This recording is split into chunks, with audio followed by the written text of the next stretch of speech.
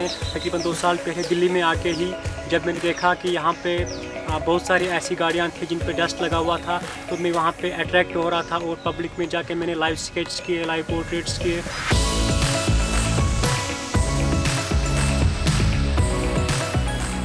मेरा नाम लतीफ़ हुसैन और मैं कश्मीर से हूँ। कश्मीर से मैंने बैचलर्स किया है कश्मीर यूनिवर्सिटी से। यहाँ पे आके जामिया मिलिया इस्लामिया में आके मैं यहाँ पे मास्टर्स कर रहा हूँ फाइन आर्ट्स में। पिछले 2 सालों से मैं यहाँ पे दिल्ली में पढ़ाई कर रहा हूँ मैं, और यहाँ पे ही आके मुझे शौक़ बढ़ गया। तकरीबन 2 साल पहले डस्ट स्केच का ही ये एक नया तरीका था मेरे लिए भी। और इस डस्ट आर्ट में मटेरियल की ज़रूरत नहीं पड़ती है, इसमें ब्रश की भी ज़रूरत नहीं पड़ती है, कलर की भी ज़रूरत नहीं है, अपने हाथ से कर सकते हैं। दिल्ली में बहुत जगह पे गाड़ियाँ पार्किंग में थी, और बहुत टाइम तक जिनकी भी गाड़ियाँ हैं उन्होंने रखी है वहाँ पे ऐसे ही बेकार पड़ी है, उन पे डस्ट लगा हुआ है।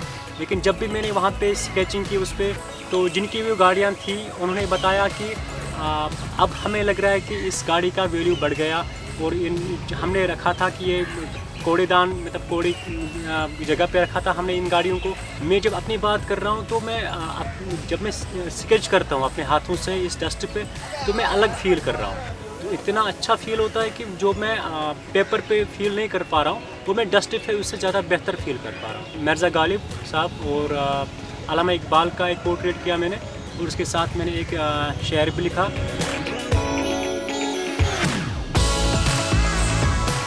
जो लोग देख रहे हैं यहाँ पे, उनको भी ये अलग किस्म का आर्ट लग रहा है। देखें, अगर पब्लिक में कोई गाड़ी खड़ी है और उस पर डस्ट लगा हुआ हो और वो ऐसे ही बेकार पड़ी हो, अगर उस पर कोई आर्ट करें तो उसको एक वैल्यू बन जाता है। और बहुत लोगों ने मुझे बताया कि अगर हमारी गाड़ियों पे ऐसा आर्ट हो जाए तो हम अपनी गाड़ी ऐसे ही महीने भर रख सकते हैं डस्ट में, ताकि उस पर वैसा ही आर्ट हो जाए।